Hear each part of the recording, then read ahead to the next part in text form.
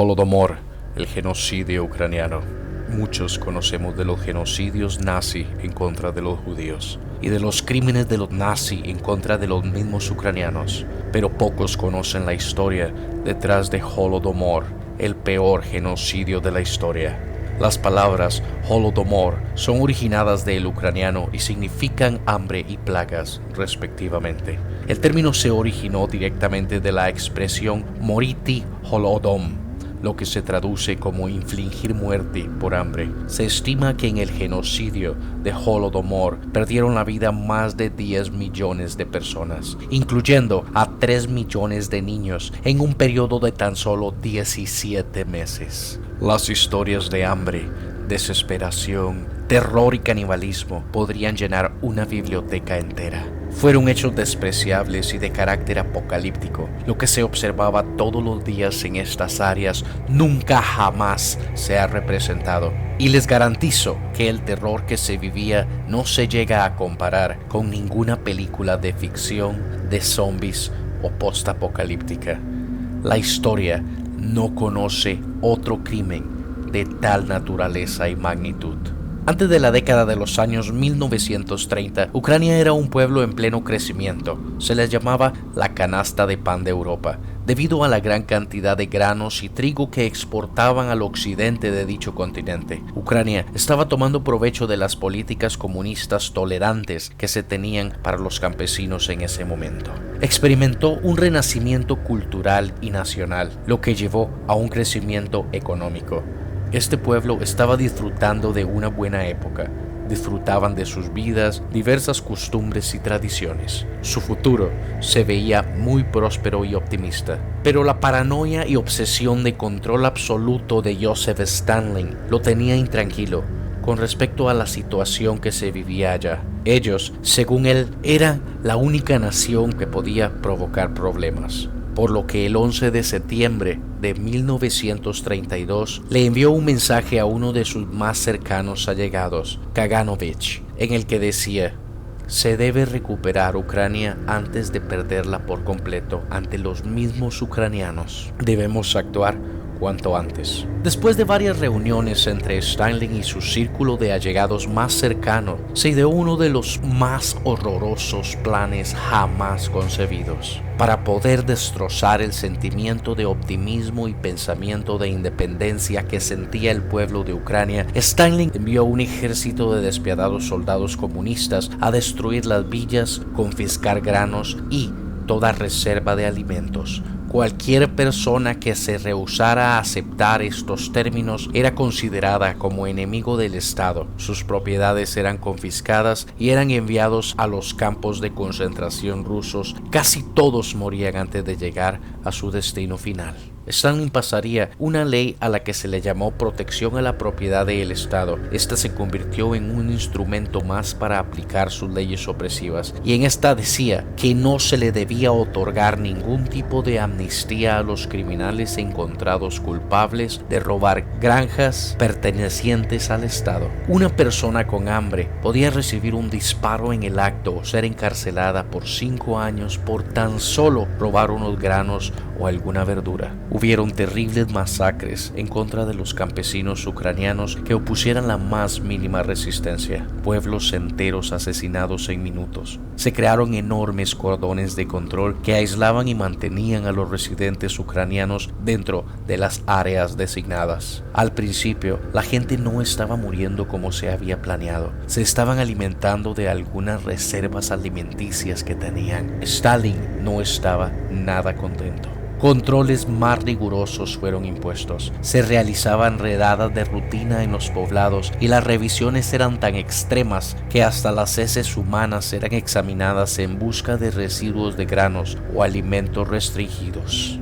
Si alguna anormalidad era encontrada, tenían las mismas opciones de antes: un disparo en el acto o la encarcelación en los campos de concentración. Estos métodos, tristemente, fueron bastante efectivos. Después de esto, el hambre comenzó.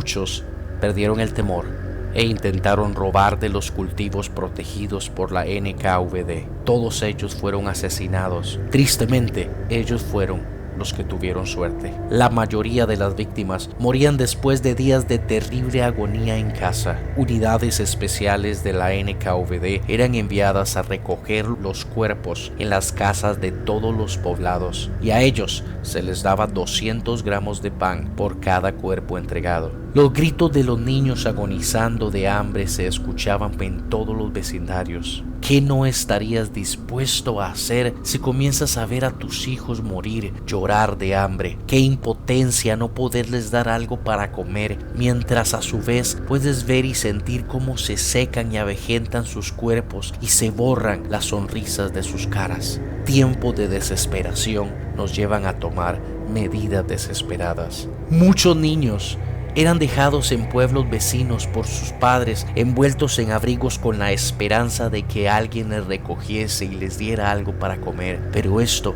fue solo al inicio. Algunos meses con el hambre habían pasado y los niños comenzaron a desaparecer. Muchos padres preocupados no les dejaban salir. Pronto se descubriría el horror cuando se confirmó que habían grupos encargados de raptar, matar y descuartizar a los niños para venderlos en pueblos vecinos como comida.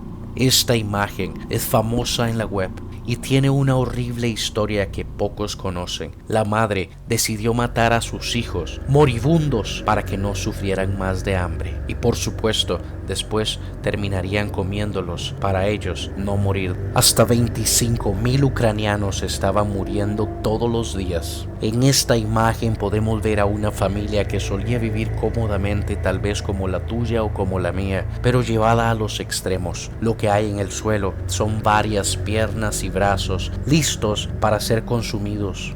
Grupos de expedición salían todos los días a buscar carne humana para que sus allegados pudieran vivir unos días más. Los ucranianos no tenían la menor oportunidad de dejar su territorio en busca de otros países para vivir, y aún así, el 22 de enero de 1933 Stalin publicó otra ley aún más rigurosa en la cual se les prohibía salir a la gente de sus hogares en busca de comida, manteniéndolos encerrados en su propia casa hasta morir de hambre. Solo entre el invierno de 1932 y 1933 se registraron más de 7 millones de muertes, sin campos de concentración, sin cámaras de gas, sin trenes y con una ganancia de millones y millones de toneladas en granos, los cuales fueron vendidos para promover el desarrollo industrial de Stalin. Convierten a este en uno de los planes de exterminio sistemáticos más efectivos de la historia. Una de las frases dichas por el sacerdote francés, investigador de este genocidio, llamado Patrick Dubois, realmente me impactó. A él se la dijo su abuelo, quien estuviera preso en uno de los campos de concentración. En los campos era horrible, pero estar afuera, eso era mucho peor. Los árboles, una vez verdes y frondosos, no tenían una sola hoja. Todas habían sido comidas. Ya no se oían los ladridos de los perros, no se veía gente caminar por la calle. No puedo imaginar un escenario más horrorífico. Si quieres conocer un poco más de la investigación del padre Patrick Dubois, les dejo la liga en la descripción. Tiene más de 600 historias documentadas y ha descubierto más de 700 fosas comunes. Holodomor es negado por muchos, pero basta con escuchar los testimonios de los sobrevivientes de esa época para quedar completamente en shock, convencido de su existencia y de lo terrible que fue.